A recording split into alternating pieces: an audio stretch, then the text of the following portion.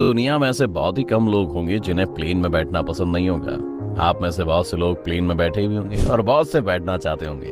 अब प्लेन से जुड़ी एक और शानदार कहानी आपने सुनी होगी, लेकिन आज की कहानी वाकई में आश्चर्य से भरी हुई है।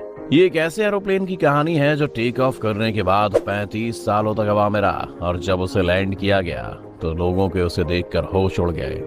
जी हाँ दोस्तों, बहुत सारे लोग इस घटना को टाइम ट्रैवल से जोड़ते हैं, तो बहुत से लोग ऐसे भी हैं जो इस घटना को एक भूतिया घटना से जोड़ते हैं। घटना कुछ भी हो, लेकिन इस प्लेन की कहानी चौंकाने वाली जरूर है। आप खुद इस कहानी को पहले सुनिए और फिर आप खुद तय करके कमेंट में बताइए। चलिए शुरू करते हैं। दोस्तों, प्लेन का सफर जितना मजेदार होता है उतना ही रिस्की, क्योंकि 35,000 फुट ऊपर हवा में अगर छोटी सी भी चूक हो जाती है तो आपका बचना लगभग नामुमकिन ही हो जाता है। लेकिन आज की इस कहानी की बात ही कुछ और है। हम बात कर रहे हैं ब्राजील की फ्लाइट नंबर 513 की। तारीख थी 4 सितंबर 1954। सेंटियागो फ्लाइट 513 वेस्ट जर्मनी के आचेन इंटरनेशनल एयरपोर्ट से उड़ान भरती है। इस प्लेन को ब्राजील के पोर्टो एलेग्रे इंटरनेशनल एयरपोर्ट पर पहुंचना है, जिसकी दूरी करीब 18 घंटे की है। ये फ्लाइट 88 यात्री और 4 क्रू मेंबर को लेकर जर्मनी से अपने देश ब्राजील आ रही थी। फ्लाइट के कैप्टन थे Miguel Victor Curie. Captain Miguel को नहीं मालूम था कि उनके साथ अगले कुछ घंटों के बाद क्या होगा। अब होता कुछ यूं है कि उड़ने के कुछ ही घंटों बाद जब Santiago flight number 513 Atlantic ocean के ऊपर पहुंचती है तो वो एटीसी के रडार से अचानक गायब हो जाती है। और ये देखकर एटीसी में काम कर रहे अधिकारी और कर्मचारी पहले तो हैरान हो गए और वो प्लेन से कांटेक्ट करने की कोशिश करने लगे।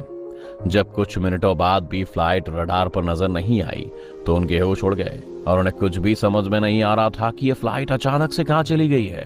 और वो एरोप्लेन से लगातार संपर्क साधने की कोशिश करने लगे, मगर सेंटियागो फ्लाइट नंबर 513 की ओर से कोई जवाब नहीं मिल रहा था।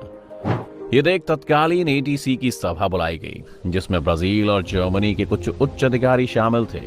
सेंटियागो फ्लाइट के अचानक गायब होने की वजहों पर बात होने लगी, मगर किसी को कोई रास्ता समझ में नहीं आ रहा था। इसलिए एटीसी ने खोजकर्ताओं की टीम बनाई और उन्हें अटलांटिक ओशियन के लिए रवाना कर दिया, क्योंकि जब प्लेन का कनेक्शन एटीसी के रडार से टूटा तब वो फ्लाइट अटलांटिक महासागर के ऊपर उड़ रही थी। आमतौर पर जब कभी भी ऐसा होता है तो ये मान लिया जाता है कि कोई दुर्घटना हो गई है और प्लेन किसी हादसे का शिकार हो गया है।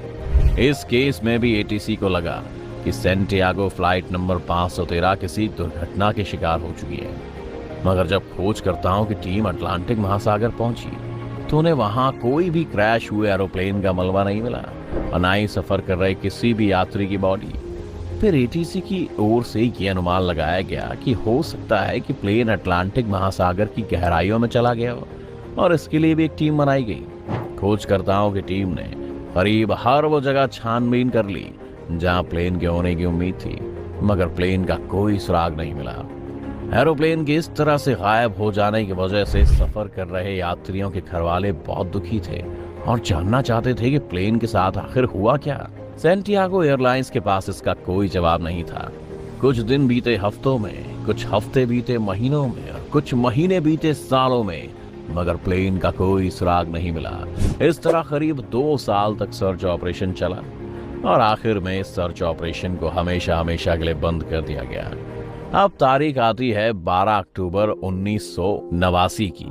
एक अज्ञात एरोप्लेन ब्राजील के पोर्टो एलेग्रे इंटरनेशनल एयरपोर्ट की ओर तेज गति से बढ़ता हुआ आ रहा था। एटीसी में काम कर रहे कर्मचारियों को रडार पर जैसी इस प्लेन की सूचना मिलती है और वो अज्ञात प्लेन से संपर्क साधने की कोशिश करते हैं, मगर प्लेन की ओर से कोई जवाब नहीं आता और वो तेज गति से लगातार एयरपोर्ट के रनवे की ओर बढ़ रहा था। लगातार प्लेन से संपर्क साधने की कोशिश जब नाकाम हो जाती है तो आनन फानन में रनवे को खाली कराया जाता है और कुछ ही मिनटों के बाद एक अज्ञात फ्लाइट ब्राजील के एयरपोर्ट पर लैंड कर जाती है। एटीसी के अधिकारी और कर्मचारी तुरंत अपने ऑफिस से निकलकर रनवे की ओर भागते हैं और जब वो वहां पर पहुंचते हैं तो उन्हें जो दिखाई देता है वो देखकर उनके पैरों तले जमीन खिसक जाती है, क्योंकि वो अज्ञात फ्लाइट उसी सेंटियागो एयरलाइन कंपनी की थी और ये कंपनी 1956 को ही बंद हो चुकी थी। यानी ठीक सेंटियागो फ्लाइट नंबर 513 के गायब होने के 2 साल बाद। जो भी अधिकारी और कर्मचारी इस प्लेन को भी देख रहे थे वो प्लेन बिल्कुल नया जैसा लग रहा था।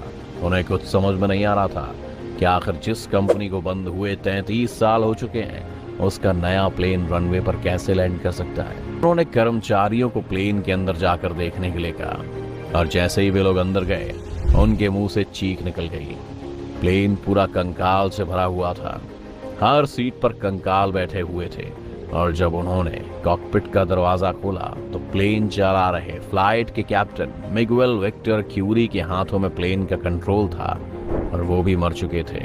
उनका शरीर भी कंकाल बन चुका था और ये फ्लाइट थी सैंटियागो फ्लाइट नंबर 513। अब हैरानी की बात यह है कि प्लेन आखिर था कहाँ। जब इस प्लेन में एक भी इंसान जिंदा नहीं है तो फिर प्लेन बिल्कुल सही लैंड कैसे हुआ? प्लेन का इंजन चालू कैसे है? प्लेन बिल्कुल ब्रांड न्यू कैसे है? अब ये सारे सवाल किसी आम इंसान का दिमाग घुमाने के लिए काफी थे। कहते हैं कि पैनिक ना फैलने की वजह से ब्राजील सरकार ने इस खबर पर रोक लगा दी। फिर इसकी जांच शुरू हुई और अलग अलग तरह की थियोरीज निकलनी शुरू हुई। सबसे पहली थियोरी ये आई कि ये प्लेन उड़ने के बाद किसी टाइम ट्रैवल में फंस गया, यानी किसी ब्लैक होल के अंदर चला गया था जिसकी रेडिएशन से इन सारे लोगों की ये हालत हो गई।